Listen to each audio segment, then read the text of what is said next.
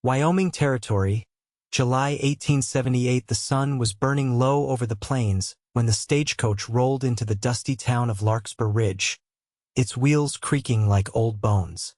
Inside, pressed into the farthest corner, sat a young woman with her hands folded tight in her lap, her eyes fixed on the scuffed floorboards. Zadie Prescott had not eaten in over a day. She felt the pinch of hunger in her belly, but worse was the nausea that always came when eyes turned toward her. The thought of someone watching her lift a fork, chew, swallow it froze her cold. She had mastered silence, stillness. It was safer that way. Her dress was neat, but worn. Her boots had been resoled twice. She stepped off the coach with her chin tucked low, her fingers gripping the handle of a small carpetbag. She had no family left, no friends. Just a letter offering work as a seamstress in town. She didn't look up at the passing townsfolk. She kept walking. Across the street, a tall man in a dust-covered duster coat leaned against the hitching post outside the saloon. His hat was tipped low, jaw shadowed with a day's growth, eyes the kind that watched everything and said nothing. His name was Jonah Tallow, and he had been riding fence lines and cattle trails for too many years to count. He was 33, quiet, and not the kind to meddle. But something about the way the woman clutched her bag, the way her shoulders curved like she was trying to disappear, tugged at something in him. Later that evening, Jonah found himself seated at the corner table of the boarding house dining room. Same as always. He came in late to miss the crowd. Miss Ada, the owner, always set aside a plate for him. But tonight he was not alone. Zadie had come down too, but she lingered near the stairs, eyes darting like a deer in a clearing. The other boarders were already eating, talking over one another. She looked like she might turn and flee. Jonah stood slowly, chair scraping back. He nodded toward the empty seat at his table. Mississippi. There's space here if you want it. She hesitated. His voice was deep, calm. He did not smile, just waited. After a few seconds, she nodded once and walked over like she was walking into a storm. She sat. He did not speak again, did not stare. Just passed her the breadbasket and returned to his stew. Zadie's fingers trembled as she tore off a small piece of bread. Her throat was tight, but he did not look. He just kept eating.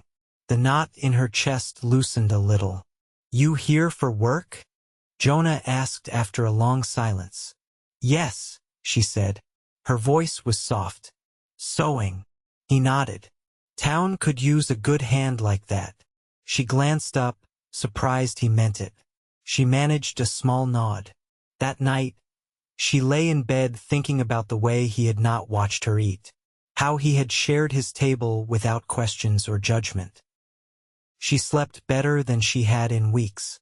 Over the next few days, she saw him again, once at the mercantile, once outside the livery. Each time he tipped his hat and moved on. No pressure, no prying. A week passed, then another. One evening, she found herself again in the boarding house dining room, again hesitating by the stairs. The room was crowded, laughter and forks clattering. Her chest tightened. Then she saw him at his table in the corner, alone. He looked up, saw her, and without a word, pulled out the chair beside him. She crossed the room and sat. This time she ate the whole meal. Thank you, she said quietly, dabbing her mouth with a napkin. Jonah nodded. You do not have to thank me for eating supper. The hint of a smile touched her lips. Later that night, as the moon rose pale over the prairie, Zadie sat on the porch in her nightdress and shawl, watching the stars. She heard a step behind her. Jonah stood there, hat in hand. Mind if I sit? She shook her head. He dropped down onto the steps beside her. She looked at the wide sky. I used to be able to eat just fine, but after my ma died, people started watching, talking. I could feel their eyes. How long ago was that? He asked. 2 years. Then my uncle took me in. He was not kind. Jonah's jaw tightened, but he said nothing. I left, took what I could carry, started over. But I never got used to people's eyes. He looked at her then, really looked. You do not owe anyone an explanation, Zadie. Her name sounded different when he said it. Warmer. He reached into his coat and pulled out a wrapped biscuit. Broke it in half. You hungry? She smiled. A real one this time. Yes. They ate in silence, the night wrapping around them like a quilt. From then on, things changed. Zadie still worked hard, still kept to herself in town. But every evening, she found her way to that corner table. And Jonah was always waiting. He never asked for more than she could give. But when she did offer something, a question, a laugh, a story, he listened like it mattered. One afternoon, she brought him a patched shirt in a brown paper parcel. Thought you could use another. You tear through sleeves like a bear. He chuckled, unwrapping it. You made this. She nodded. He held it up. I will wear it proud. Over time, folks noticed how she stood straighter, how he lingered near the seamstress shop on his way to the stable, how they always had supper together. And then came the day Jonah did not show up for supper. Zadie waited. When he was not there by dark, she paced the porch. Miss Ada came out, wiping her hands on her apron. He rode out this morning. Said he would be back before nightfall. Zadie's stomach twisted. She barely slept.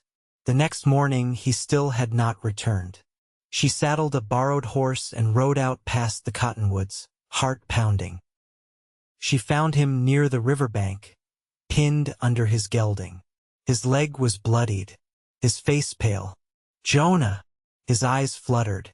Zadie, you came. She dismounted and dropped to her knees. Do not talk. Let me help. She could barely lift the saddle, but she did. She got the horse off him. She tore her skirt to bind his wound. She helped him onto her horse and walked them both back to town. He did not speak much on the ride, but he held her hand in his. 3 days later, he was up on crutches. You saved my life, he told her. Zadie looked at him, eyes bright. You saved mine first. You just didn't know it. He reached for her hand. She did not pull away. Stay with me, he said. I do not mean for the night. I mean for the rest of them. Tears filled her eyes. I want to. Jonah leaned down and kissed her soft. Sure. And in that quiet space between the wind and the stars, Zadie Prescott, who once could not eat in front of strangers, knew she had found home in the heart of a cowboy who made her feel safe when it mattered most. By the time Jonah could put weight on his leg again, the cottonwoods had turned silver in the wind, and Zadie had moved her sewing table out to the back porch of the boarding house. She liked the way the light fell there in the afternoon, soft and golden. Miss Ada let her string up a muslin curtain to shield the sun, and she worked quietly with her head bent, the pulse of the needle steady in her fingers. Jonah came by most afternoons now, walking slow with a hickory stick he'd carved himself, the leather of his boots scuffed with dust. He never said much when he arrived, just sat on the steps, watching the prairie beyond the fence or whittling at a pine scrap with his pocket knife.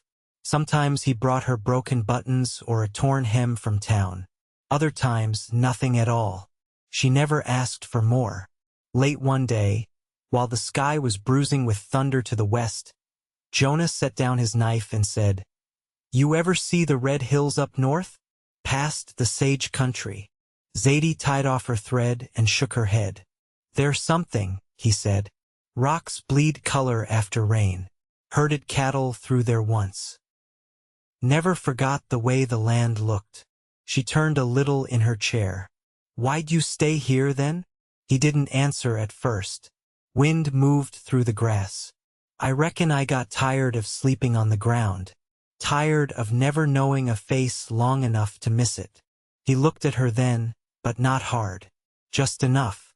Zadie folded the calico she'd been working on. I've never been more than 50 miles from where I was born. Never saw the ocean. Never saw snow that didn't melt by morning. You want to? He asked. She thought about it. I don't know.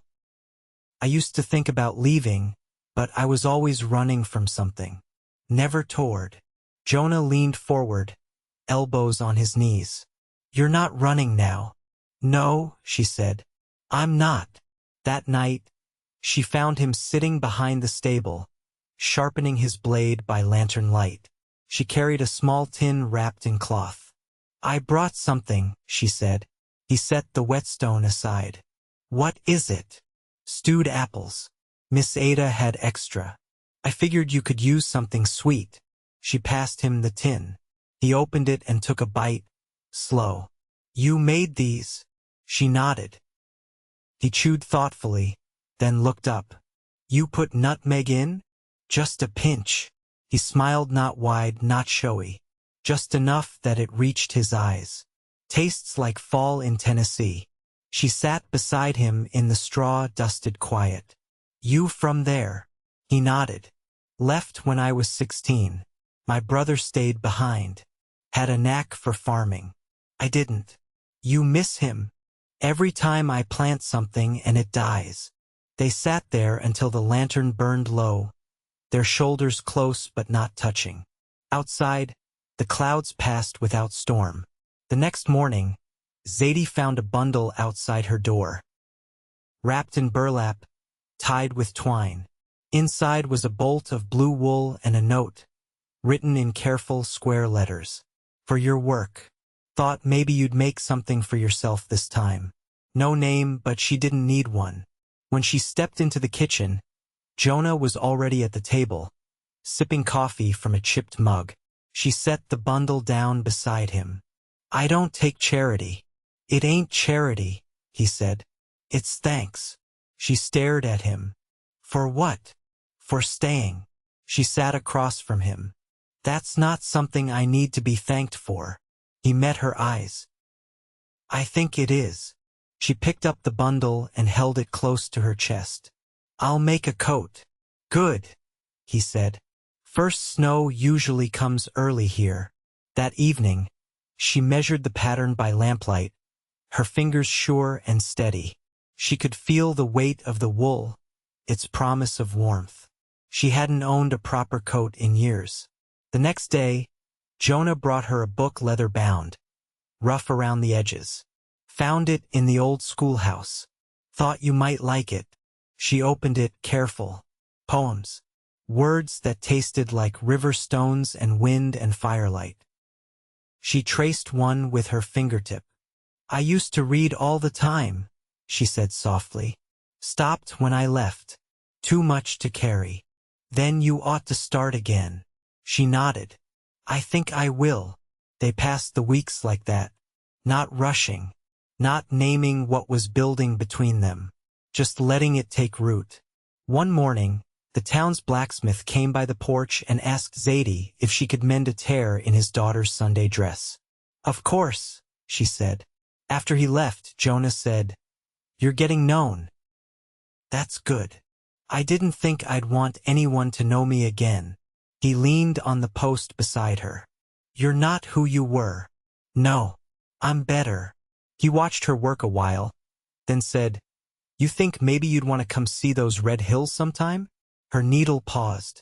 She looked up. With you? Well, I wasn't planning to go alone. She smiled, quiet and sure. Yes, I'd like that. Jonah nodded, as if he'd known the answer already. Then we'll go come spring. Zadie returned to her stitching, the thread pulling smooth through the fabric. And Jonah, watching her in the late sun, thought maybe this was what peace looked like. Two people building something slow and strong, without ever having to name it to feel it was real. The first snow came early, just like Jonah had said it would. Zadie stood at the window of her sewing room, the new coat draped over her shoulders, sleeves still basted at the cuffs. Outside, the rooftops had turned white, the sky heavy with more to come. On the porch, a pair of boys from the mill chased each other in the flurries. their laughter drifting through the glass like a memory she didn't quite recognize. Jonah knocked once before stepping inside, stamping snow from his boots and shaking out his hat. "You got that fire going yet?" he asked, rubbing his hands together. She nodded toward the stove. "It's warm enough, just not used to the quiet when the streets go still." Jonah hung his coat and walked over, his steps slower now that the cold bit at his leg. "I brought something," he said, lifting a wrapped bundle from under his arm. "Not much, but it'll help." She cleared a space on the work table, and he unwrapped dried sage, a twist of smoked venison, and a block of lye soap. Zadie touched the corner of the cloth. "You've been out trading." He gave a short nod. "Old couple out by the creek needed fence wire. I had some coiled back in the loft." She placed the items in her cabinet, arranging them neatly. "You didn't have to." "I know," he said, then added, "I wanted to." She looked back at him, her fingers resting on the wood edge. "What made you turn towards me that first night?" "At the table." Jonah scratched his jaw. "You looked like you were holding your breath." "I was," she said quietly. "I figured you'd either sit and breathe again, or keep running." She leaned against the sill, snow still falling behind her. "I don't feel like I'm running anymore." He stepped closer, close enough she could feel the warmth rising off his coat. "There's something I've been thinking on," he said, voice steady. "You got your work and I got mine, but we keep ending up at the same table, same porch, same trail. Feels like there might be a reason for that." She met his eyes. "What kind of reason?" "The kind that don't need explaining," he said. "But I'll say it if you want me to." She didn't answer right away, but her hand lifted and touched the collar of his shirt, just once. "Say it," she whispered. "I want you beside me," he said. "Not just through winter, through whatever comes after. I've never been one for big talk, but I know what I want. And I know it's you." She breathed in, slow and deep, as if drawing air for the first time in years. "I was afraid," she said. "For so long, I thought if someone saw all of me what I carry, what I flinch from they'd turn away." "I'm not turning," he said. Her voice caught. "I believe you." He reached into his coat pocket and pulled out a small wooden box, hand-carved, edges worn smooth by time. "It was my mother's," he said. "She kept her thread and needles in it. I thought maybe it should pass to someone who'd use it right." Zadie opened the lid, her fingers brushing over the compartments, still lined in faded gingham. "I'll take care of it," she said. Jonah stepped back only enough to kneel, one knee creaking in protest. "I reckon I'm not a man with much polish," he said. "But I've got a home not far from here. 2 rooms, a stove, and a place to plant come spring. It's waiting for us, if you want it." Zadie knelt too, hands wrapping over his. "Yes." He let out a breath, as if he'd been holding it since he first saw her step off that stagecoach. They married 2 weeks later, just before the new year. Miss Ada stitched the hem of Zadie's dress, and the blacksmith's daughter brought fresh bread wrapped in a scarf. The preacher's wife sang a hymn in a voice as low and warm as a winter fire. They moved into the cabin after the thaw began, when the first green tips of grass pushed through the snowmelt. Zadie unpacked her sewing kit by the window, the wooden box resting open beside her. Jonah built her a shelf for her patterns, and she filled it with folded calico and wool, each one chosen with care. In the mornings, he brought her coffee in a tin cup. In the evenings, she mended his shirts as he read aloud under the lamp. One night, as wind curled around the eaves and the fire crackled low, she turned to him with a look that rooted him still. "I used to dread the quiet," she said. "Now I wait for it, just to sit here beside you." He reached for her hand, calloused palm warm against hers. "You'll never face another silence alone," he said. "That's my promise." And in the hush that followed, They held each other close, not needing words. The world beyond their walls could shift, could harden and howl, but here was steady. Here was safe. They had found something neither of them had dared hope for. And they built it slow, sure, and together. By early March, the river had begun to thaw in slow, glassy ribbons, and the mule deer came down from the hills to graze along the open flats. Jonah rose before the sun most days, splitting wood and checking the fence line where winter had loosened the posts. Zadie kept the stove fed and the house swept, her hands roughened from lye soap and cold air. The cabin sat on a slight rise north of Larkspur Ridge, where the land sloped gently toward water and wind came clean off the prairie. It had 2 rooms, a stone chimney, and a narrow loft where Jonah stored tools and spare lumber. Zadie had built a curtain to divide the sleeping space from the rest, and she pressed dried lavender into the seams of the bedding to keep it fresh. One Saturday morning, she stood on a stool with her needle threaded, letting out a quiet breath as she stitched the final hem on a new gingham dress. The one she wore now had grown thin at the elbows, and Jonah had counted the mends without saying so. He'd left before light, saddling his bay mare and heading west toward a neighbor's spread where a calf had gone missing. By midday, the wind picked up, carrying the smell of wet bark and old snow. Zadie laid the dress across the bed, brushed her palms together and stepped outside. The chickens had wandered close to the porch, scratching at last summer's brittle grass. She scattered feed, then turned toward the barn, wanting something to keep her hands busy. Inside, the air smelled of hay and leather. Jonah's saddle hung neatly on the wall, freshly oiled. She ran her fingers over it, slow. Her eyes drifted to the workbench in the corner, where a stack of boards leaned waiting. He'd mentioned building a coop once, if spring stayed dry long enough. She glanced up at the rafters. A bird had nested near the peak mud and straw tucked into the beams, and she smiled, listening to the faint cheep of hatchlings. The sound of hooves broke through the quiet. Zadie stepped outside and saw Jonah riding in, his hat pulled low, a coil of rope slung over his shoulder. She walked to meet him, brushing her skirts smooth without thinking. He dismounted stiffly, brushing snow from his shoulders. "Did you find the calf?" He nodded. "Got tangled in a barbed gate. Took 2 hours to cut him loose." She touched his sleeve, careful. "Are you hurt?" He looked down at her hand, then shook his head. "Nothing worth mentioning." She led him inside, helped him unlace his boots. He sat at the table, silent while she poured hot water into the basin and brought it over with a cloth. "You've got blood on your wrist," she said. He looked surprised. "Didn't feel it." "Hold still." She cleaned the scrape quiet and steady, her gaze fixed on the task. He watched her, his hand resting on his knee. "You used to flinch when someone looked at you too long." Zadie wrung out the cloth. "I still feel it sometimes, but it doesn't stop me anymore." He reached up, brushed a curl from her cheek. "You've changed." "So have you." He nodded toward the gingham dress hanging by the stove. "That new.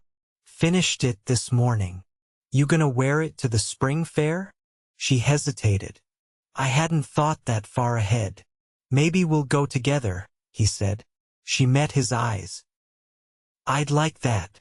Later, as she kneaded bread at the counter, Jonah sat nearby, mending a leather strap with a blunt needle and waxed thread. The fire snapped and popped behind them, and the scent of rising dough warmed the air. "I've been thinking," he said. She glanced over her shoulder. "There's a parcel of land east of here. Belongs to a man named Reese. He's moving back to Missouri. Said he'd sell cheap, if it's to someone who'll work it straight." Zadie dusted flour from her fingers. "You want to buy it?" "I want us to," he said. "It's got a stream, some flat pasture. Room enough for a second cabin, if we ever needed." She leaned against the counter, heartbeat quickening. "You're sure?" I wouldn't mention it if I wasn't. She studied him, the way his hands moved slow and sure over the leather, the way he didn't rush the silence. If we had a place like that, she said, I'd plant flax and onions first, maybe keep a goat. He looked up. Then I'll talk to Reese tomorrow. She smiled, small and certain. That night, she folded the gingham dress and placed it in the cedar chest beside the bed, laying sprigs of dried mint between the folds. Jonah banked the fire low. When he came to bed, she reached for his hand beneath the quilt, her fingers threading through his. They didn't speak, but it was the kind of quiet that needed nothing more. Outside, the wind softened. A rabbit crossed the yard, leaving one trail in the snow. The land east of the cabin was wider than it looked on Reese's map, open grassland that sloped down into a line of cottonwoods, then lifted again into a rise where the soil turned a rich, dark brown. Jonah stood beside Zadie as the two horses drank from the stream, the reins looped casually around his wrist.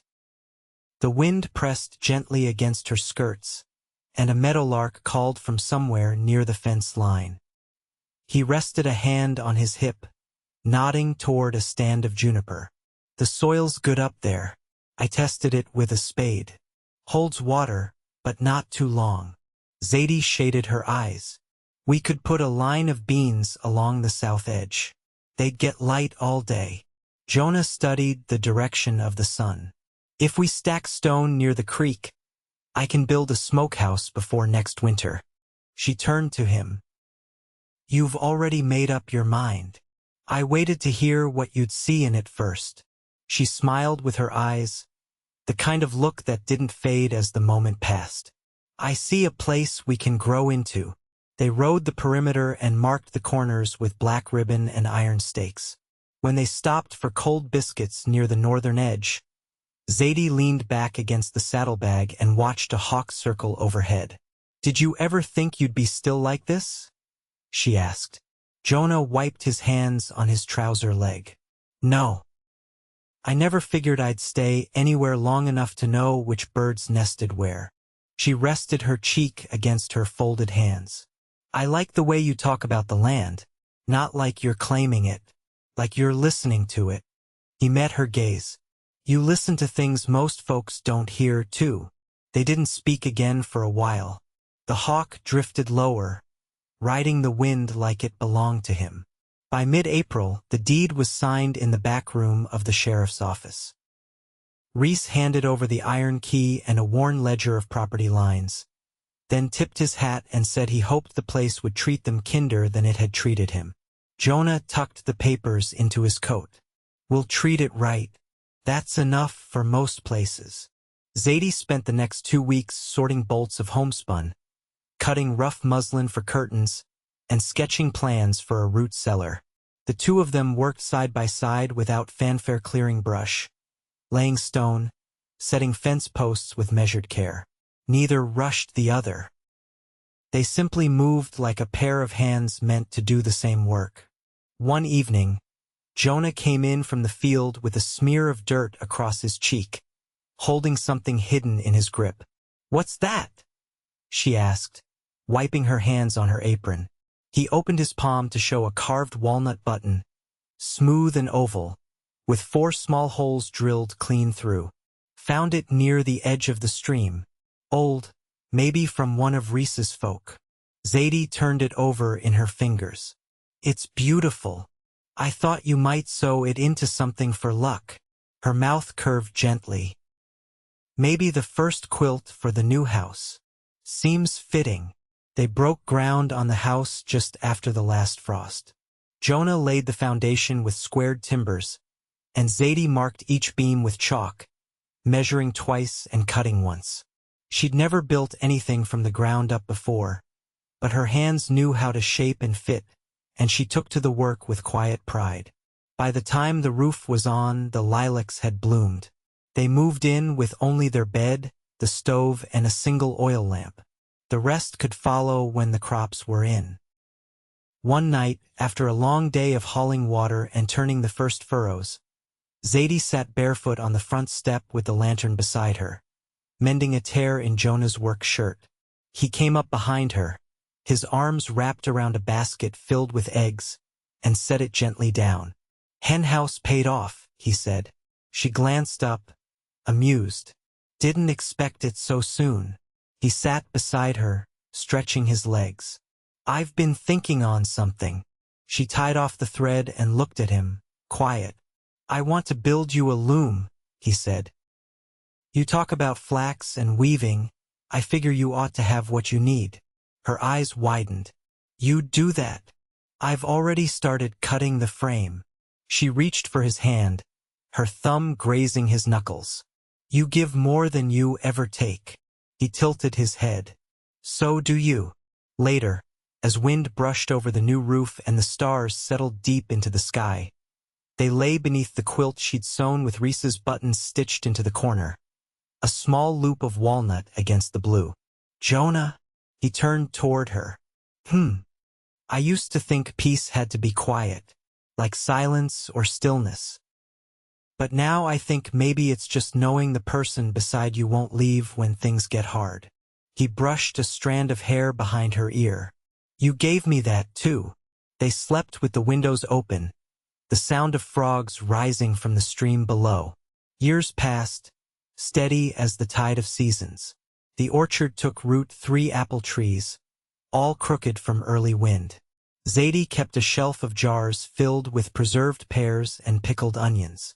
Jonah taught a neighbor boy how to shoe a mule, and some evenings, they hosted music on the porch, fiddle and banjo under the open sky. They never traveled far, though they talked about it from time to time. The Red Hills remained a dream, but neither minded. The land they'd built together gave them everything they needed. One spring, after the last calf was born and the flax bloomed pale blue across the northern field, Jonah came in with a sprig of it tucked behind his ear.